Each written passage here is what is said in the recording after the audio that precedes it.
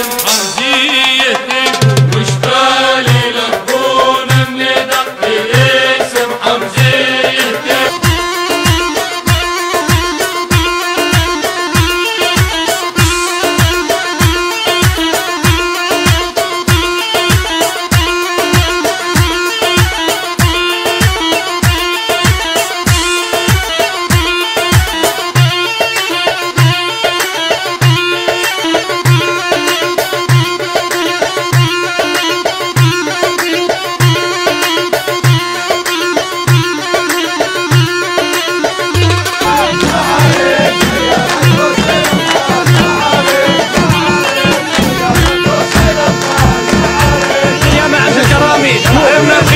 دمنا رخيص يا معد الكرامي.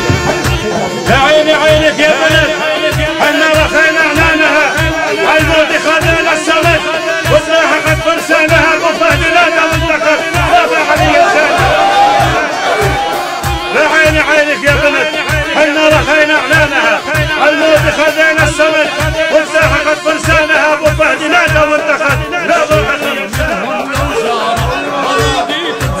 بدأت اسمك يا عظيم الدستور يا حي يا قيوم يا واحد احد من بعدها جيب الفضائل انشري وعبد طيب المراضي ومن نجر تصيح شاطر بالخلايق يا جري يتشكر على فلسك يا راعي الطولات اليك الغشمري يا راعي الطولات اليك الغشمري في ملتقى الجمعين لا مرتعد يا بحر هاي الظلمة عز وجل في ملتقى الجمعين لا مرتعد يا جاعل النار الكرامة تسبري يا بحر هاي الظلمة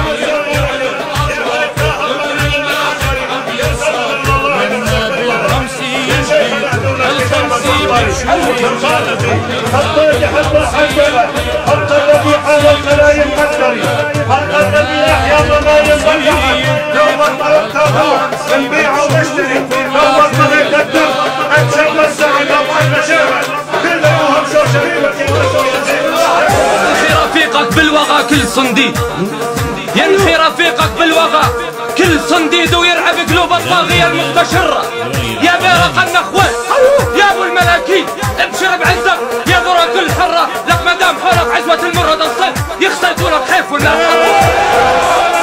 نصبر على الشدات لو شيلنا ماء لو سال دم تشوفنا ما شكينا نخاف يلقى سدنا كل ختال ويبنوا هزيلة المعاني علينا واليوم شو الجود رحال من قبل لا يمشون حنا سرينا وانصار زود المال بيدنا رندان حنا من الشمال كنا يدينا كنا يا حشيمة بيدينا غريان حنا الحضرنا سوقها واشترينا وجار ولحبكوا عالشيخ لعل يجزي نفسي عزيزي وعلى المقادير صبار وردي تذوق الثوب من غير درزي حنا تربينا على العز والغار الذل عيب ولمست الخشم تخزي مجلس مجالس معها لطيف تذكار ما صيدنا مالي ولحم من رزي مربى الاكارم من طويلين الشبار درزي انا يمين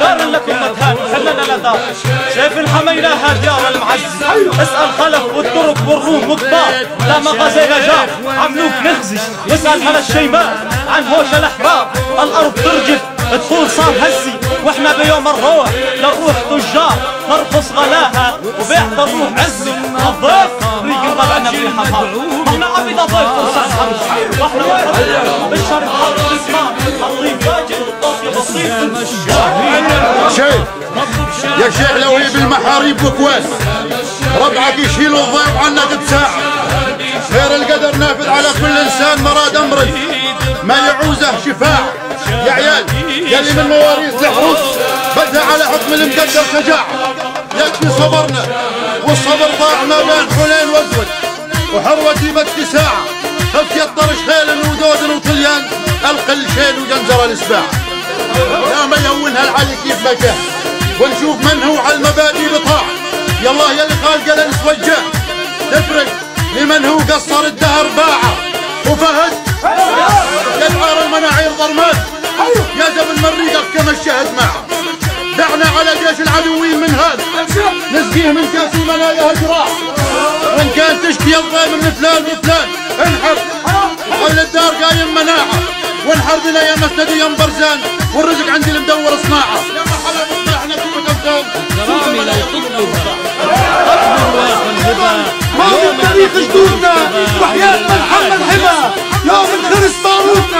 وياك عنا على العهد ما يوم كنا حوتنا ما ترد ضربات النمل الا بسيوف اسودنا نحمل حمى بيوم الوغى ومبارك من حدودنا لقلان نار ولعت ميشو انكسر ببيوتنا حنا الكرامي والشرف ما نعتدي بقاموسنا اجازكم كلاب البراري تجمعت قالوا طراوي سكوتنا لا ما غزو يمكن لسوقها والعدا معبودنا بالكفر ارض تزعزعت نصد السلك في جنودنا يا ابو فهد بالمزرعه تسمع هدير وعودنا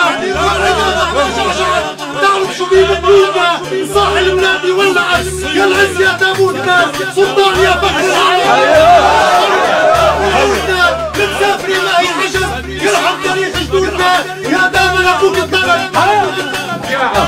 اهل مروي بني معروف حرروا سوريا.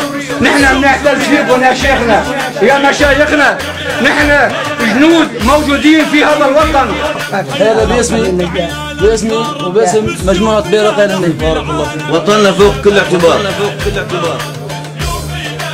أغلى ما نملك كرامتنا، قلناها بها الزمان نكرر ونذكر، أغلى ما نملك نحن بدون كرامة ما فينا، كذلك بدون وطن ما فينا نعيش لنا مقرونين. وطننا غالي وكل عمره أهل الجبل يضحي، إن كان دروز أو غير دروز نحن مش مع طائفية أبدا. سلطان باشا الرش ما حارب لحاله فرنسا، شيخ أبو علي مصطفى من قبل ما حارب لحاله. كل أهل الجبل واحد بكل طوائفه، بكل ضحي والكل قدموا. ما في مرة قام الجبل إلا ما يكون بكل أهله من جميع الطوائف. نحن نعتز بأننا من أهل التوحيد، أما نعتز أكثر بأننا وطنيين، نعتز أكثر بأننا عروبيين قوميين، نعتز أكثر وأكثر إننا إنسانيين، منحب الإنسان ومنحافظ على الإنسان، وأغلى شيء عندنا هو بالإنسان، أغلى شيء عندنا هو بالإنسان. الحرب نحمي جنابها، شو ما قدمنا شو ما سوينا في وطننا مش عم نسوي شيء جديد، مش حالة جديدة اليوم، قديم الزمن أهلنا هيك وجدودنا هيك، وإذا عم تقدموا شيء حضراتكم مش غريبة عليكم يعني، وما يكونش فضل يعني. ليش؟ لأنه أهلكم بالأصل هيك، وهيك ربوكم وهيك علموكم وهيك تاريخنا من قديم. فاللي بدي مزرعه. أما كل الجبل أهل الكرامة، رجال الكرامة مش مخصوصين بإسلامنا معين، رجال الكرامة كل أهل الجبل عموم من كل الطوائف، كل من واقف عند كرامة الجبل وأهله فهو رجال الكرامة. حتى لو كان اليوم واقف ضد موقفنا فبدنا تيجي وبده يجي هو معنا، لأنه هو من رجال الكرامة.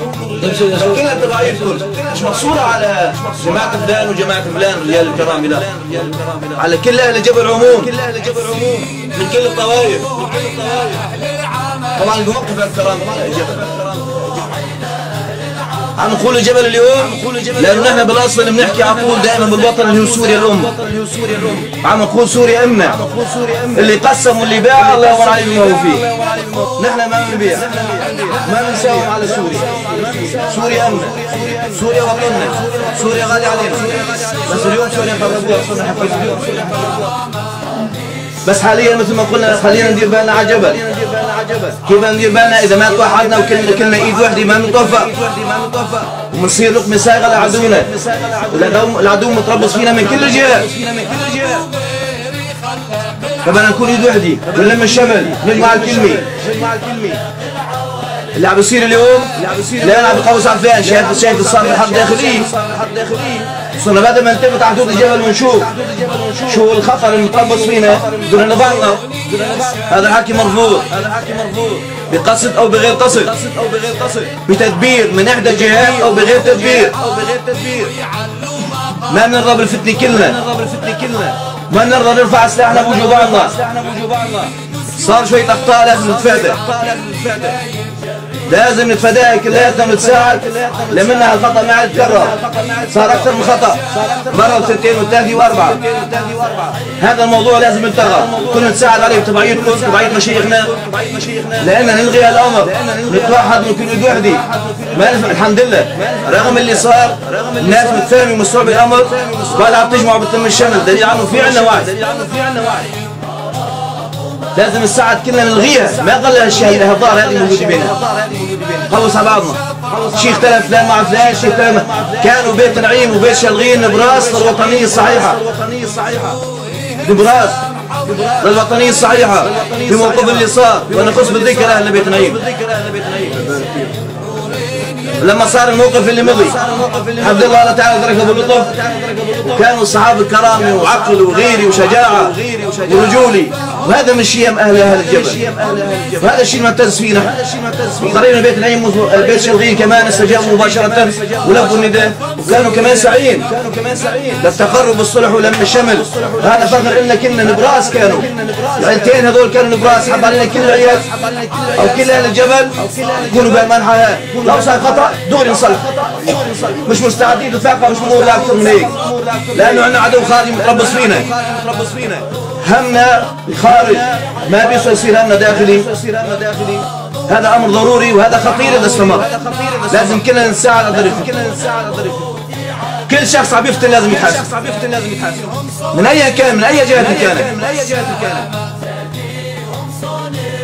نجي لموضوع ثاني. مش عارف لو انه بعتبر انه مش من حقي، بس انا مواطن بسوريا، مواطن من اهل الجبل، الي حق اعرف شو اللي عم بيصير. الاسلحه النوعيه طلعت من الجبل، ليش؟ اسلحه النوعيه طلعت من الجبل، ليش؟ تفضلت مستودعات الجبل، ليش؟ شو السبب؟ ثانيا نعم الاثار متحف الوطني، ليش طلعت الاثار؟ من هي اثار اهل الجبل، اثار اهل الجبل، هذه من حقنا مش من حق غيرنا. ليش بدنا نسلم ونوافق كل شيء ماشيين عليه مثل ما بدا العالم؟ ليش؟ نحن الاصل. القمح حاليا عم يتصرف وبيطلع برات البلد، ليش؟ قمح ليش هيطلع برات الجبل؟ شو السبب؟ نحن ساكتين، بديش حدا طوري حقنا، لا أنا ولا أنتم توعيتوا، بلاش حدا طورنا. أما الوضع مش مقبول، في قائمين على أمر الجبل لازم يطلعوا ومشيه. هالحكي ما بنقبله. شو اللي عم يصير؟ إذا في دولة عم تشكل ضمن سوريا قولوا لنا، وإذا كان كبار موافقين على الشيء عم شو واقفين؟ نحن عم نسمع، بس مش عم اقدر احكي لأنه بعتبر عدوه دائما. ليش يطلع كل سلاح؟ ليش يطلع الاثار من بلدي من جبلي؟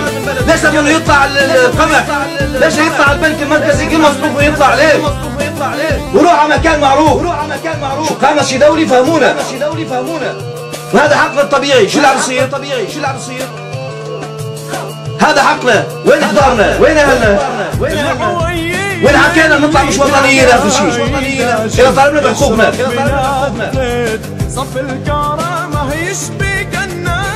سحبت سلاحها والاموال والاثار والقمح حاليا. شو بدي الله؟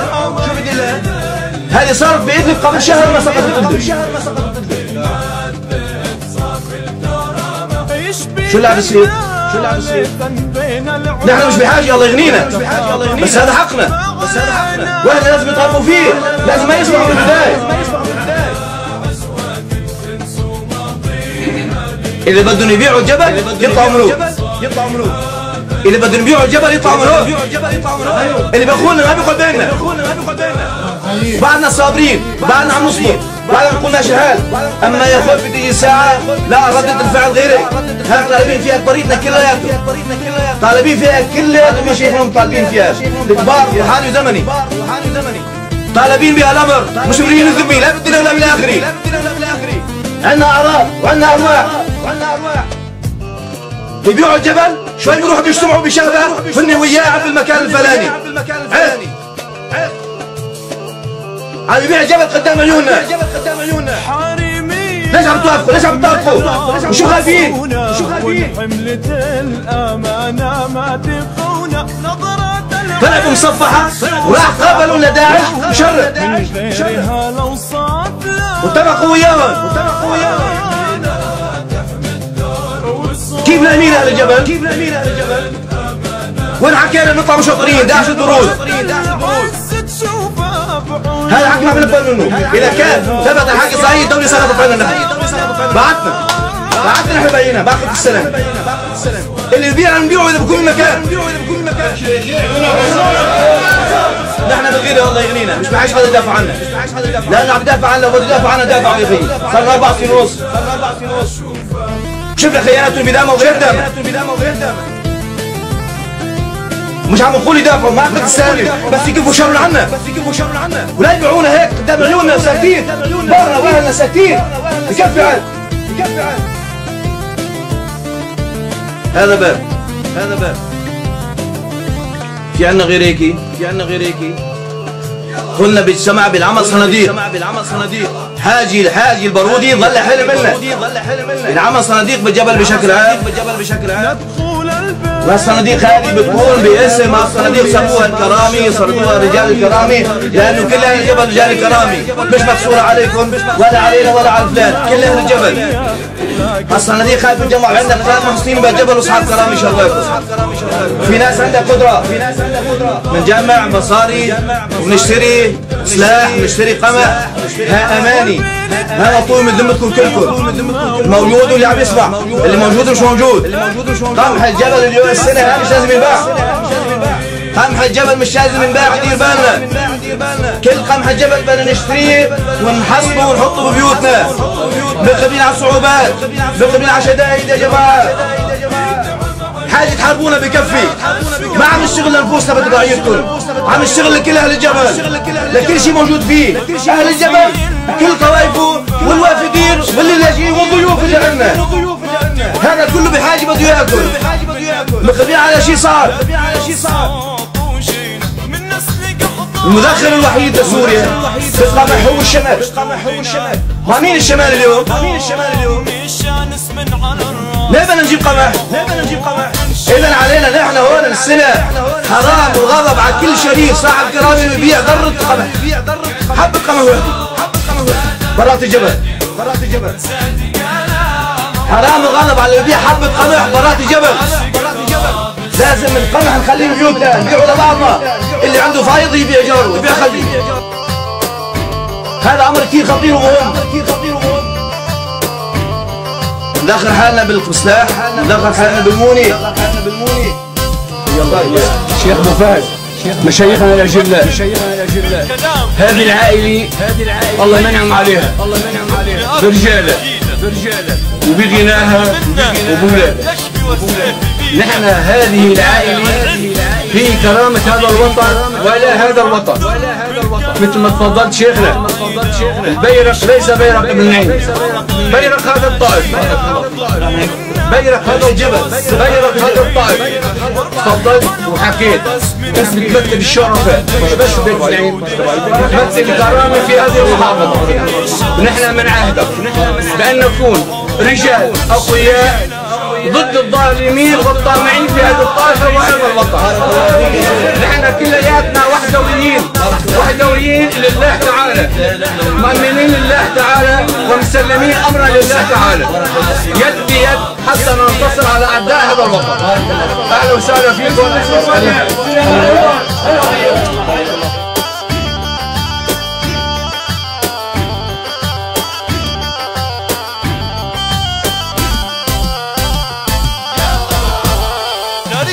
بالعز يشهد لنا يوم الوغى سابق الريح خيولنا على الصوان